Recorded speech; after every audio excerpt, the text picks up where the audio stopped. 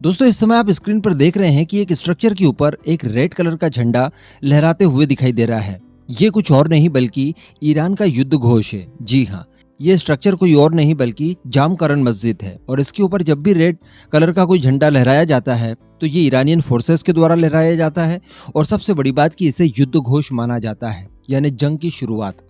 इस तरह का झंडा इससे पहले आज से 3-4 साल पहले जब कासिम सुलेमानी जो कि टॉप कमांडर था ईरान का, उसका जब असासिनेशन कर दिया गया था अमेरिका के द्वारा, उसके बाद भी अमेरिका के खिलाफ युद्ध घोष करते हुए ईरान के द्वारा इसी तरह का एक झंडा इसी मस्जिद के ऊपर लहराया गया था। अब बताया जा रहा है कि एक बार फिर से ईरान की तरफ से युद्ध की घोषणा कर दी गई है और ये युद्ध शुरू किया जाएगा अमेरिका, सऊदी और बाकी के सारे सहयोगी देशों के खिलाफ। जी हाँ, दरअसल बताया जा रहा है कि सऊदी अरब की तरफ से अमेरिका के साथ एक खुफिया जानकारी साझा की गई है जिसमें कहा गया है कि ईरान सऊदी के अंदर कई सारे टारगेट्स को अटैक कर सकता है। और इसी के साथ साथ जानकारी ये निकल कर आई है कि मिडिल ईस्ट में अमेरिका के जहां जहां भी मिलिट्री बेस वगैरह है उन सभी के ऊपर ईरान की तरफ से हमला किया जा सकता है। और खासकर चेतावनी दी गई है सऊदी अरेबिया के अंदर, यूएई के अंदर और इराक के अंदर, यानी इन सारी जगहों पर जहां जहां भी अमेरिका की सेना मौजूद है, जहां पर उनके मिलिट्री बेस वगैरह हैं, उनके मिलिट्री इक्विपमेंट इंस्टॉल्ड हैं,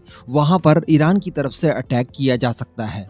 और इस खुफिया रिपोर्ट के साझा हो जाने के बाद अमेरिका और सऊदी अरेबिया दोनों ही तरफ के खुफिया अधिकारियों की तरफ से इस बात की बिल्कुल पुष्टि कर दी गई है कि जी हाँ, ऐसा कुछ अटैक वगैरह ईरान की तरफ से होने वाला है। अब इसका असर भी देखने के लिए मिला है कि खाड़ी देशों के अंदर जहां जहां भी अमेरिका के सैन्य बेस वगैरह हैं वो सारे के सारे इस समय अलर्ट पर है और उनकी अलर्टनेस कई गुना बढ़ा दी गई है।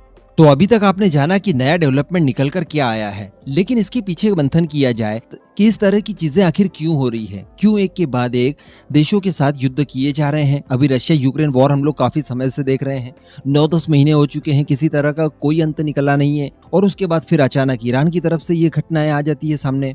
तो ये सारी चीजें असल में है क्या? तो दोस्तों इसके पीछे सऊदी अरेबिया का ये कहना है कि सितंबर मंथ से ही ईरान के अंदर जो हिजाब के खिलाफ प्रदर्शन वगैरह हो रहे हैं और ईरान के अंदर एक सिविल वॉर जैसी स्थिति क्रिएट हो गई है, उन सभी घटनाओं के ऊपर से ध्यान भटकाने के लिए ईरान की तरफ से ये नई हरकत की गई है ताकि आंतरिक कलह को दबाया जा सके। लेकिन क्या यकीनन मामला केवल इतना ही है या फिर इसमें कहीं ना कहीं रशिया की भी एंट्री होती है?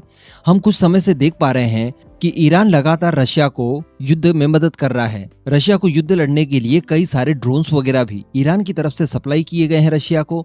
यहाँ तक की खबरें निकल कर आई कि ईरानियन सैनिक भी इस युद्ध का हिस्सा बन रहे हैं और वो भी यूक्रेन के खिलाफ युद्ध लड़ रहे हैं। अब बीच में कुछ नई खबरें भी निकल कर आती है और वो खबरें ये थी कि ईरान ने जैसे ही एंट्री की रशिया की तरफ से इस युद्ध के अंदर, उसके तत्काल बाद इजराइल की तरफ से यूक्रेन को मदद करनी शुरू कर दी गई। यूक्रेन को ये बताया जा रहा है कि ये जो कामिकाजे ड्रोन हैं जो कि ईरानियन मेड हैं, इन्हें किस तरह से न्यूट्रलाइज किया जा सकता है, इनके रडार क्रॉस सेक्शंस क्या हो सकते हैं। कहने का मतलब ईरानी हथियारों के खिलाफ किस तरह का काउंटर मेजर आप इस्तेमाल करें, ये जानकारी सबसे ज्यादा होती है इजराइल को।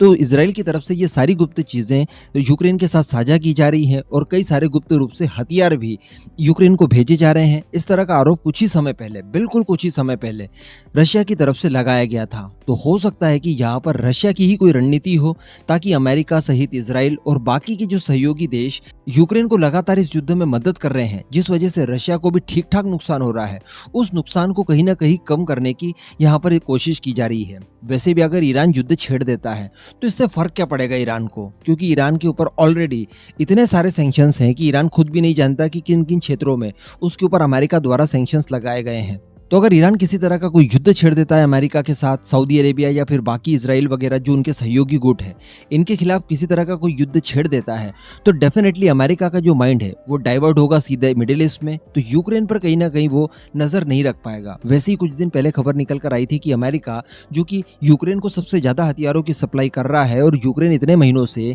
अमेरिका के हथियारों के बूते ही रशिया से लड़ पा रहा है, तो वहां पर अब हथियारों की कमी महसूस की जा रही है। अमेरिका के पास हथियार अब पर्याप्त मात्रा में नहीं बचे हैं, तो वैसे ही जितने हथियार रिक्वायर्ड होते हैं उससे कम ही दिए जा रहे हैं।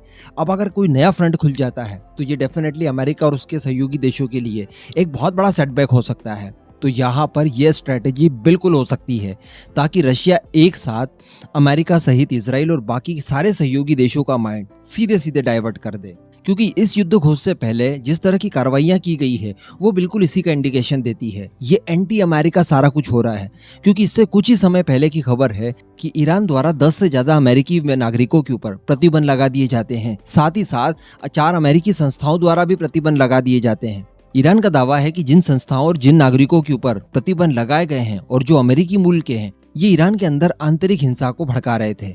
तो इस वजह से इनके ऊपर प्रतिबंध लगाना जरूरी था।